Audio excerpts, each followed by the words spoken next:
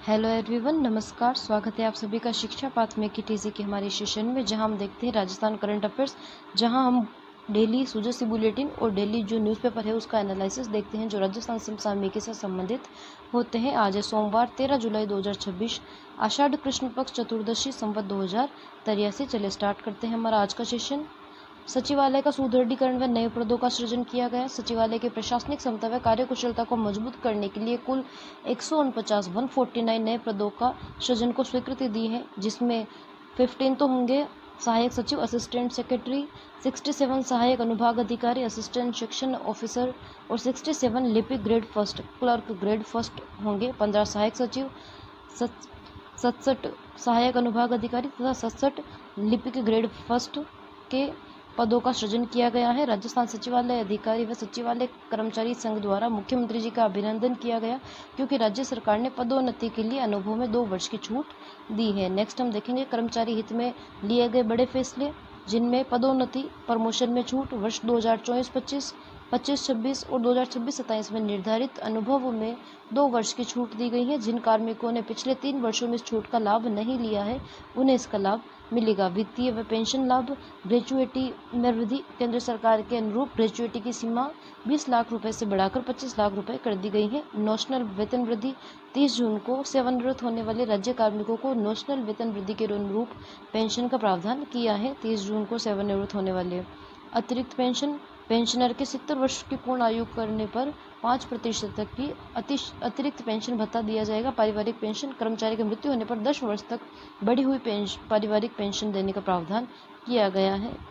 RGHS और अन्य कल्याणकारी नीतियां। आरजीएचएस विकल्प, महिला व पुरुष कर्मचारियों को अपने माता पिता या सास ससुर में से किसी एक को चुनने का विकल्प दिया गया है। उच्च स्तरीय समिति, वेतनमान से जुड़े विषयों के अध्ययन के लिए उच्च स्तरीय समिति का गठन का निर्णय लिया गया है। अनुकंपा नियुक्ति, अनुकंपा नियुक्ति के दायरे में अब पुत्र वधू, डॉटर इन लॉ को भी शामिल किया गया है। महिला कर्मचारी कल्याण, चाइल्ड केयर लीव CCL, एकल महिला कर्मचारियों के लिए चाइल्ड केयर लीव 3 के स्थान पर 6 चरणों में स्वीकृति करने का निर्णय लिया गया है। मुख्यमंत्री शिशु वात्सल्य सदन, कार्यस्थल पर बेहतर व तनाव मुक्त वातावरण देने के लिए मुख्यमंत्री शिशु वात्सल्य सदन क्रैच स्थापित करने के महत्वपूर्ण कदम उठाए गए हैं। नेक्स्ट हम देखेंगे राजस्थान में भी समान नागरिक संहिता लाने का कार्य किया जा रहा है। इसके तहत विभिन्न विचार मांगे जा रहे हैं। तो भारतीय संविधान के अनुच्छेद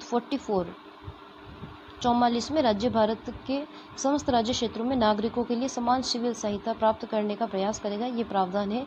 प्रस्तावित कानून के उद्देश्य बहुविवाह प्रथा पर रोक, लिव इन रिलेशन का अनिवार्य पंजीकरण, भरण पोषण की समान व्यवस्था, विवाह व तलाक अर्थात विवाह विच्छेद तलाक का अनिवार्य पंजीकरण, पैतृक संपत्ति में बेटा बेटी का समान अधिकार। इस संबंध में आप अपने विचार साझा करने के लिए QR कोड को स्कैन करके ऑफिशियल वेबसाइट https://ucc.rajasthan.government.in पर जाकर ucc.rajasthan.government.in पर जाकर भी अपने UCC पर अपने सुझाव साझा कर सकते हैं। नेक्स्ट हम देखेंगे राजस्थान शहरों की तस्वीर बदलेगी, 310 करोड़ की परियोजना। स्वच्छ व सतत विकास, मुख्यमंत्री भजनलाल शर्मा के नेतृत्व में राज्य सरकार के शहरों को स्वच्छ, पर्यावरण अनुकूल व सतत विकास की दिशा में आगे बढ़ाया जा रहा है। राष्ट्रीय लक्ष्य को गति, यह परियोजना केंद्र सरकार के जीरो डंप साइट के राष्ट्रीय लक्ष्य स्वच्छ भारत मिशन शहरी 2.0 को साकार करने की दिशा में बड़ा कदम है। इससे नए डंपिंग ग्राउंड बनाने की संभावना कम होगी और आधुनिक अपशिष्ट प्रबंधन, मॉडर्न वेस्ट मैनेजमेंट को मजबूत किया जाएगा।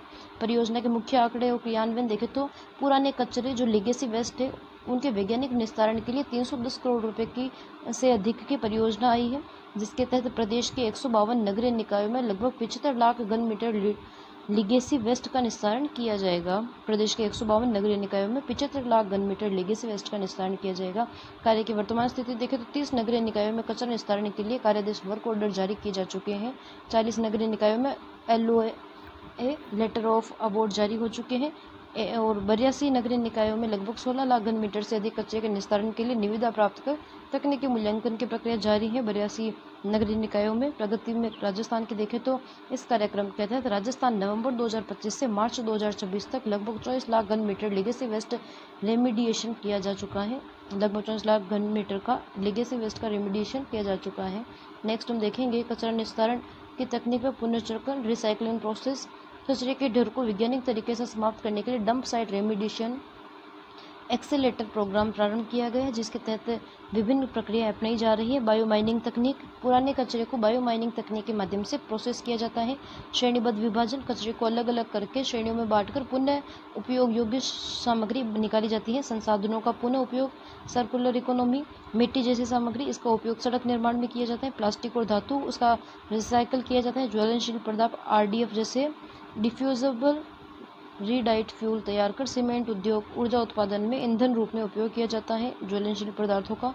इस आधुनिक कचरा प्रबंधन व्यवस्था से वर्षों पुराने कचरे को चुनौती का वैज्ञानिक समाधान होगा और कचरे के कंचन, वेस्ट टू वेल्थ की अवधारणा सच होगी। अर्थात कचरे से कंचन, कंचन मीन्स होता है सोना। राजस्थान टेक्सटाइल एवं एक्सपोर्टर्स, महत्वपूर्ण तथ्य हम देखेंगे। निर्यात में 4 गुना वृद्धि, प्रदेश के टेक्सटाइल निर्यात को 2030 तक 4 गुना करने का बड़ा लक्ष्य रखा गया है। मुख्यमंत्री भजनलाल शर्मा के विजन के अनुसार औद्योगिक विस्तार के लिए प्रत्येक सेक्टर को प्रोत्साहित कर निवेश बढ़ाना, युवाओं को निजी क्षेत्र में रोजगार के समुचित अवसर उपलब्ध करवाना है। राष्ट्रीय विजन में के तहत देखें तो भारत सरकार द्वारा 2030 तक वस्त्र व परिधान निर्यात को $100 बिलियन तक पहुंचाने का लक्ष्य निर्धारित है, जिसमें राजस्थान अभी अपनी भागीदारी मजबूती से बढ़ा रहा है। नेक्स्ट हम देखेंगे नीतिगत निर्णय व संस्थागत ढांचा, पॉलिसी एंड फ्रेमवर्क। 15 नीतियाँ उद्योग व वाणिज्य विभाग द्वारा सेक्टर आधारित करीब 15 नीतियाँ लागू की गई है। राज्य स्तरीय dedicated textile cell, Rajasthan textile एवं अपैरल नीति 2025 के बेहतर क्रियान्वयन के लिए राज्य स्तरीय डेडिकेटेड टेक्सटाइल सेल का गठन किया गया है। यह सेल टेक्सटाइल इकाइयों को प्रोत्साहित करने के लिए नवीनतम तकनीकों की जानकारी उपलब्ध करवाने का कार्य करेगी। निर्यात एक्शन प्लान, राज्य में पहली बार राज्य का 11 जिलों के लिए जिला स्तरीय टेक्सटाइल एक्सपोर्टेशन एक्शन प्लान तैयार किया गया है 11 जिलों के लिए। इसमें शामिल जिले हम देखें तो 7 चैंपियन जिले, जिनमें अजमेर, भीलवाड़ा, जयपुर, बांसवाड़ा, चित्तौड़गढ़, जोधपुर व कोटा शामिल है। 4 एस्पिरेशनल जिले, जिनमें श्रीगंगानगर, हनुमानगढ़, नागौर व चूरू शामिल है। तो हम देख सकते हैं 11 जिलों में पहली बार राज्य स्तरीय पर जिला स्तरीय टेक्सटाइल एक्सपोर्टेशन एक्शन प्लान लागू किया गया है। 2 दिवसीय टेक्सटाइल समिट, इसी वर्ष अक्टूबर में 2 दिवसीय टेक्सटाइल समिट का आयोजन भी प्रस्तावित है अक्टूबर में। नेक्स्ट हम देखेंगे टेक्सटाइल व उत्पादन से जुड़े महत्वपूर्ण आंकड़े। स्टैटिक्स में हम देखें तो ऊन उत्पादन में प्रथम, राजस्थान ऊन उत्पादन में देश में लगभग 47% के योगदान के साथ प्रथम रैंक पर है। कपास उत्पादन में राज्य देश भर में 5वें स्थान पर है। औद्योगिक इकाइयाँ, वर्तमान में प्रदेश में 1800 से अधिक टेक्सटाइल व अपैरल यूनिट्स संचालित है। निर्यात के आंकड़े 2024-25 के अनुसार, निर्यात के आंकड़े देखें तो राज्य से कुल 2024-25 के आंकड़ों के अनुसार 97,171 करोड़ रुपए से अधिक का निर्यात किया गया है। इनमें टेक्सटाइल से जुड़े क्षेत्रों का हिस्सा करीब 13,500 करोड़ था, जो कुल निर्यात का 13% से अधिक है। जो टोटल निर्यात एक्सपोर्ट राजस्थान से किया जाता है, उसमें से 13% केवल टेक्सटाइल क्षेत्र से जुड़े हुए उत्पादों का किया गया निर्यात। विशेष पहचान, राजस्थान का वस्त्र उद्योग अपनी पारंपरिक तकनीकों, हैंड ब्लॉक प्रिंटिंग व विभिन्न वस्त्रों के लिए विश्व भर में प्रसिद्ध है। नेक्स्ट हम देखेंगे जोधपुर विमान सेवाओं से जुड़ी अहम खबर। नियमित सेवाओं का शुभारंभ, जोधपुर नया जो नवीनतम टर्मिनल भवन है, वहां से नियमित विमान सेवाओं का शुभारंभ किया गया है। मुख्य अतिथि केंद्रीय संस्कृति व पर्यटन मंत्री गजेंद्र सिंह शेखावत ने संचालन से पहले प्रथम उड़ान के यात्री चंद्रवीर सिंह जी को टिकट व स्वागत किट भेंट कर शुभकामनाओं के साथ रवाना किया। आप पिक्चर में देख सकते हैं उन्हें। सड़क सुरक्षा, लग्जरी बसों की जाँच अभियान, लाइसेंस टू किल। हमने हमारे सेशन में भी पहले इसके बारे में चर्चा की थी। राजस्थान विधिक सेवा प्राधिकरण द्वारा सड़क सुरक्षा अभियान के तहत जिला विधिक सेवा प्राधिकरण के अधिकारियों को निर्देश दिए थे कि वो जो उनके जिला डिस्ट्रिक्ट में चलने वाली जो लग्जरी बसें हैं, उनका सुरक्षित जांच उनके द्वारा की जाएगी। जो जिला स्तर पर जज होते थे, जिला विधिक सेवा प्राधिकरण के सदस्य जो जज का कार्य भी करते थे, वो विभिन्न लग्जरी बसों का ऑन टाइम चेकिंग करके उनकी सुरक्षा मानकों का चेक किया था, सुरक्षा मानकों को चेक किया था लग्जरी बसों का। उनका डेटा अब प्रकाशित किया गया है। तो उस डेटे पे हम नज़र डालें तो राज्य विधिक सेवा प्राधिकरण के सड़क सुरक्षा अभियान में सामने आया है कि निरीक्षण में की गई बसों में से केवल 20% बसें ही सुरक्षा मानकों पर पूरी तरह से खरी उतरी हैं। 80% बसों में सफ़र पूरी तरह से सुरक्षित नहीं है। जो लग्जरी बसों का किया गया था निरीक्षण, उसी पर जो 20% बसें सुरक्षित पाई गई हैं और 80% बसें पूरी तरह से सुरक्षित नहीं पाई गई हैं।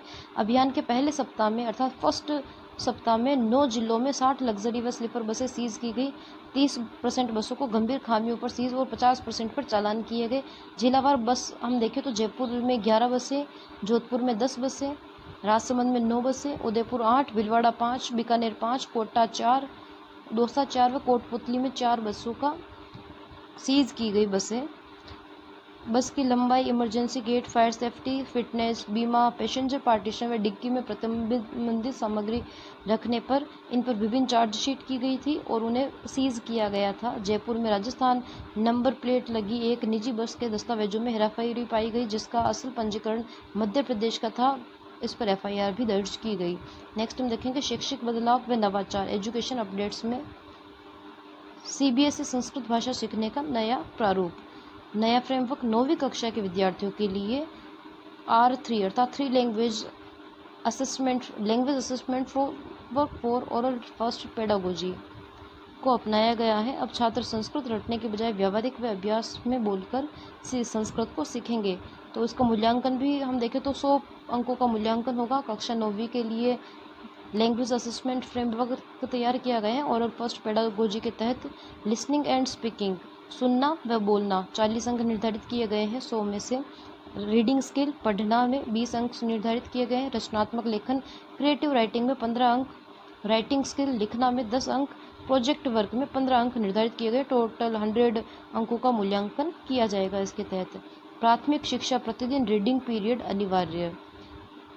जोधपुर में और विभिन्न प्रदेश के सभी सरकारी स्कूलों में कक्षा 1 से 8 तक के लिए बच्चों में पढ़ने की आदत रीडिंग फ्लुएंसी को विकसित करने के लिए प्रतिदिन 7वां कलान जो 7th पीरियड होगा उसे रीडिंग पीरियड के रूप में तय किया गया है। स्कूल रेडीनेस गतिविधियां कक्षा 1 में प्रवेश लेने वाले बच्चों के लिए 12 सप्ताह तक खेल, चित्र, संवाद आधारित गतिविधियां संचालित होगी 12 सप्ताह तक। नेक्स्ट हम देखेंगे कलाम योजना स्टूडेंट का व्यक्तित्व विकास। सत्र 2026-27 राजकीय विश्वविद्यालयों में छपी प्रतिभाओं को जो राजकीय विद्यालयों में जो छिपी हुई प्रतिभाएं होती है हाइडिंग उनको निखारने के लिए APJ अब्दुल कलाम व्यक्तित्व विकास योजना लागू की गई है। प्रतियोगिता स्तर देखें तो 3 स्तरों पर प्रतियोगिता की जाएगी। कक्षा 1 से 10 अगस्त तक विद्यालय स्तर पर प्रतियोगिता होगी, 20 से 30 अगस्त तक ब्लॉक स्तर पर तथा सितंबर के पहले सप्ताह में जिला स्तर पर वाद विवाद व निबंध प्रतियोगिताएं होगी, जिसके आधार पर APJ अब्दुल कलाम व्यक्तित्व विकास योजना के आधार पर ये प्रतियोगिता आयोजित की जाएगी। जूनियर वर्ग में कक्षा 5 से 8 के वर्ग बच्चे शामिल होंगे। विषय होगा मेरा भारत महान, विज्ञान के चमत्कार, आदर्श विद्यार्थी। सीनियर वर्ग में कक्षा 9 से 12 के विद्यार्थी शामिल होंगे, जिनमें भारत की वर्तमान प्रमुख समस्याएं, राष्ट्र निर्माण में योगदान, डॉक्टर APJ अब्दुल कलाम विषय रखे गए हैं। इन पर निबंध व वाद विवाद प्रतियोगिताएं आयोजित होगी। दिव्यांग विद्यार्थियों को 100% नामांकन। स्कूल शिक्षा परिषद ने विशेष आवश्यकता वाले जो CWSN विद्यार्थी होते हैं उनकी पहचान कर उनका विवरण शाला दर्पण व UDAIS प्लस पोर्टल पर 100% दर्ज कराने के निर्देश दिए हैं स्कूल शिक्षा परिषद ने। वर्तमान में सरकारी स्कूलों में यह नामांकन कुल विद्यार्थियों का केवल 0.43% है, जबकि राष्ट्रीय आकलन के अनुसार इसे 2% होना चाहिए।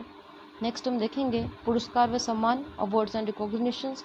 डॉक्टर हेमंत गोयल को राष्ट्रीय पुरस्कार। दिव्यांगजनों के अधिकारों के लिए 27 वर्षों से सक्रिय राइट्स एक्टिविटीज़ हेमंत गोयल को मध्य प्रदेश के नागदा में स्नेहबिलिटी राष्ट्रीय पुरस्कार 2026 से सम्मानित किया गया। स्नेहबिलिटी राष्ट्रीय पुरस्कार 2026 से हेमंत गोयल को सम्मानित किया गया। दिव्यांगजनों के अधिकारों के लिए वो 27 वर्षों से कार्यरत हैं। यह सम्मान कर्नाटक के राज्यपाल थावरचंद गहलोत द्वारा उन्हें प्रदान किया गया। हेमंत गोयल को स्नेहबिलिटी राष्ट्रीय पुरस्कार 2026 से। हीरानंद कटारिया को गुरुकुल सम्मान। जयपुर के अंतर्राष्ट्रीय कबड्डी खिलाड़ी और गुरु वशिष्ठ अवॉर्डी हीरानंद कटारिया को निःशुल्क कबड्डी प्रशिक्षण के माध्यम से युवाओं को आगे बढ़ाने के लिए गुरुकुल सम्मान से नवाजा गया। हीरानंद कटारिया को खेल तीरंदाजी संघ का बड़ा फैसला। राजस्थान तीरंदाजी संघ RA की वार्षिक आम सभा AGM में निर्णय लिया गया कि राष्ट्रीय प्रतियोगिता में भाग लेने वाले चयनित खिलाड़ियों को हवाई यात्रा एयर टिकट की सुविधा दी जाएगी। राष्ट्रीय प्रतियोगिता से पूर्व 10 दिवसीय प्रशिक्षण शिविर में भाग लेना कंपलसरी होगा, अर्थात जो नेशनल लेवल की चैंपियनशिप होती है उसमें जो भी खिलाड़ी पार्टिसिपेट कर रहा होगा उसे जो एयर टिकट हवाई यात्रा की सुविधा दी जाएगी। पर उसके लिए एक शर्त और रखी गई है कि वो पहले जो राष्ट्रीय प्रतियोगिता में भाग लेने से पहले 10 दिवसीय प्रशिक्षण शिविर होता है उसमें पार्टिसिपेट करना अनिवार्य होगा तो उन्हें अब एयर टिकट की सुविधा भी दी जाएगी। नेक्स्ट हम देखेंगे इंफ्रास्ट्रक्चर लूनी मारवाड़ रेलखंड का दोहरीकरण। लूनी और मारवाड़ जो रेलखंड है उसका दोहरीकरण किया जाएगा। लूनी जोधपुर और मारवाड़ जंक्शन के बीच 71.62 किलोमीटर लंबे रेल मार्ग के दोहरीकरण डबलिंग के लिए अंतिम डीपीआर रेलवे बोर्ड को भेज दी गई है। इस पूरी परियोजना की अनुमानित लागत 750 करोड़ रुपए है। गुजरात के बंदरगाहों से आने वाला आयातित कोयला, सीमेंट, औद्योगिक सामान राजस्थान होते हुए पंजाब हरियाणा तक तेजी से पहुंचेगा अगर ये दोहरीकरण हो जाता है तो। चुनाव आयोग ऑनलाइन फॉर्म 6 में बदलाव। मतदाता सूची की शुद्धि के लिए चुनाव आयोग ने ऑनलाइन फॉर्म 6, जो फॉर्म 6 होता है नए वोटर रजिस्ट्रेशन के लिए होता है। जो नया वोटर होता है जिसकी हाल ही में 18 वर्ष की आयु पूर्ण होती है वो अपना रजिस्ट्रेशन वोटर हेल्पलाइन पर करता है। जो फॉर्म 6 उसे भरना पड़ता है वोटर ID कार्ड बनाने के लिए, जो नया वोटर होता है उनके लिए। उनमें भी SIR मतदाता सूची के विशेष गहन पुनरीक्षण का कॉलम जोड़ा गया है, जिसमें आवेदकों को 3 विकल्पों में से चुनना होगा कि उनके माता या पिता का नाम पिछली SIR सूची में है या नहीं, और तदनुसार विधानसभा में भाग व संख्या बतानी होगी। नेक्स्ट हम देखेंगे सौर ऊर्जा मुफ्त रूफटॉप सोलर योजना। जोधपुर डिस्कॉम के तहत 10 जिलों में 110 मेगावाट क्षमता के सोलर प्लांट स्थापित करने की तैयारी शुरू कर दी गई है। कुल लाभार्थी हम देखें तो इसमें 1 लाख घरेलू उपभोक्ता शामिल होंगे। जोधपुर डिस्कॉम के अंतर्गत 1 लाख घरेलू उपभोक्ताओं को फ्री सोलर प्लांट जो लगाए जाएंगे 10 जिलों में 110 मेगावाट क्षमता के सोलर प्लांट लगाए जाएंगे। योजना का दायरा, ये योजना उन उपभोक्ताओं को मिलेगी जिनकी मासिक खपत 100 यूनिट तक है। प्रति घर हर छत पर 1.1 किलोवाट पैनल लगाए जाएंगे। कुल परियोजना लागत करीब 627.50 करोड़ का टेंडर जारी है। स्थापना अवधि 6 माह तथा रखरखाव अवधि 10 वर्ष है, 5+5 वर्ष। जिलेवार सोलर सिस्टम लक्ष्य देखें तो पाली में 15,261, चूरू में 11,524, जोधपुर जिला 11,373, जालोर 10,060, बाड़मेर 9,688, हनुमानगढ़ 9,117 सोलर पैनल लगाए जाएंगे। राजनीति, राजस्थान में सत्ता का नया फॉर्मूला। राजस्थान में इस बार स्थानीय निकाय चुनाव और पंचायती राज चुनावों का क्रम बदला जा सकता है। रणनीतिकारों के अनुसार पंचायत चुनाव से पहले स्थानीय निकाय चुनाव कराए जा सकते हैं। पार्टी का आधार ही शहरी क्षेत्रों में अपेक्षाकृत मजबूत रहता है, जिससे जीत का संदेश गाँव तक जाएगा। OBC आरक्षण। OBC राजनीतिक प्रतिनिधित्व आयोग 14 अगस्त तक सरकार को रिपोर्ट सौंप सकता है। चुनाव की समय सीमा। सरकार में कोर्ट में सितंबर से नवंबर के बीच चुनाव कराने का पक्ष रख सकती है सरकार। सांख्यिकी। प्रदेश में 385 नगर निकाय, 7 बड़े नगर निगम सहित तथा 14,000 से अधिक पंचायतें शामिल है। नेक्स्ट हम देखेंगे शिक्षा। PGI 2.0 रिपोर्ट पंजाब देश भर में number 1। Performance grading index PGI 2.0 की रिपोर्ट के अनुसार लर्निंग आउटकम क्लास में सीखने की क्षमता में पंजाब ने केरल व महाराष्ट्र को पीछे छोड़ दिया है। बदलाव की रणनीति। साल 2023 से पंजाब के सरकारी स्कूलों में पढ़ाई का तरीका पूरी तरह बदल दिया गया है। प्राथमिक कक्षाओं में खेल में पढ़ाई व अपर प्राइमरी में प्रैक्टिकल पर जोर दिया गया। मिशन समर्थ। इसके तहत कक्षा 3 से 8वीं तक के बच्चों को बेसलाइन टेस्ट लिया गया, जिससे कमजोर बच्चों के परिणामों में 60 से 70% तक सुधार हुआ। इनोवेशन। स्कूल ऑफ हैप्पीनेस के तहत स्कूलों में project, digital tools, robotics, AI lab स्थापित कर दी गई। Magic grid. गणित के डर को दूर करने के लिए लुधियाना के स्कूलों में इस तकनीक का सफल प्रयोग किया जा रहा है, तो हम ध्यान में रखेंगे। PGI रिपोर्ट है परफॉर्मेंस ग्रेडिंग इंडेक्स में पंजाब ने केरल और महाराष्ट्र को पीछे छोड़कर फर्स्ट रैंक पर रहा है। शिक्षा। कक्षा 5 से 8 के विद्यार्थियों की टाइमलाइन 2026। पंजीयक शिक्षा विभागीय परीक्षाएं बीकानेर ने कक्षा 5 एवं 8 मुख्य परीक्षा 2026 के प्रमाण पत्र व ग्रेड तालिका वितरण से संबंधित सारणी जारी की है। 15 से 25 जुलाई तक मुद्रित प्रमाण पत्र ग्रेड तालिका का सत्यापन व विद्यालयवार पैकिंग की जाएगी। 27 से 30 जुलाई तक डाइट से CBO, PO व UCCO के माध्यम से विद्यालयों तक वितरण किया जाएगा। 30 से 31 जुलाई तक राज्य भर में विद्यालयों के एक साथ प्रमाण पत्रों का वितरण पूरा किया जाएगा। सुरक्षा की दृष्टि से शाला दर्पण की ID व पासवर्ड किसी भी स्थिति में शेयर नहीं किए जाएंगे। तो कक्षा 5 व 8 के विद्यार्थियों की जो रिजल्ट है उनकी हार्ड कॉपी का ये जो टाइमलाइन दिया गया है, जिसमें विभिन्न स्तरों पर उनको जो अपनी जो अंक तालिका है वो पहुँचाई जाएगी, उसका स्तर इसमें दिया गया है। चिकित्सा। डॉक्टर सौरभ त्रिवेदी भारत के सबसे युवा रोबोटिक सर्जन। सौरभ त्रिवेदी सब भारत के सबसे युवा रोबोटिक सर्जन। जोधपुर के विनायका हॉस्पिटल के युवा रोबोटिक सर्जन सौरभ त्रिवेदी का नाम एशिया बुक ऑफ रिकॉर्ड्स में youngest robotic surgeon in India रूप में दर्ज किया गया है। एशिया बुक ऑफ रिकॉर्ड्स में उन्होंने पश्चिम राजस्थान के चुनिंदा सर्जनों में शामिल होकर अत्याधुनिक रोबोटिक सर्जरी क्षेत्र में उल्लेखनीय पहचान बनाई। केंद्रीय मंत्री गजेंद्र सिंह शेखावत समारोह के मुख्य अतिथि थे। नेक्स्ट हम देखेंगे विलुप्त परंपरा जागा पोथी। जागा की पोथी पुराने जमाने का आधार कार्ड। जागा की पोथी 12 शहर में आज भी 500 साल पुरानी बहिया पोथियाँ सुरक्षित है, जो पीढ़ी गोत्र गांव का पूरा इतिहास बयां करती है। विशेषता देखें तो एक एक पोथी में 20 से 25 गांवों के 500 से 700 परिवारों का रिकॉर्ड रहता है, जिसे जमीन संबंधी विवादों में साक्ष्य के रूप में स्वीकारा जाता है। नई पीढ़ी का आधुनिक जीवन शैली के चलते ये जजमानी प्रथा पूरी तरह से परंपरा अब धीरे धीरे विलुप्त हो रही है, तो हम ध्यान में रखेंगे। पुराने जमाने का आधार कार्ड जब कहा जाता था जागा की पोथी को।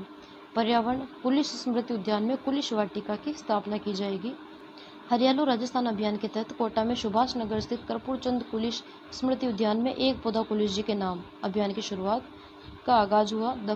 कोटा दक्षिण के विधायक संदीप शर्मा ने घोषणा की है कि उद्यान में 80 लाख रुपए की लागत से भव्य सिंह द्वार और कुलिश वाटिका का विकास किया जाएगा, जो पर्यावरण संरक्षण का प्रेरक केंद्र बनेगी। नेक्स्ट हम देखेंगे धार्मिक इतिहास। भगवान मुनि सुव्रतनाथ की 21 फीट की ऊंची प्रतिमा। मुनि सुव्रतनाथ, हमने कल भी इसके बारे में चर्चा की थी। 21 फीट की ऊंची प्रतिमा है।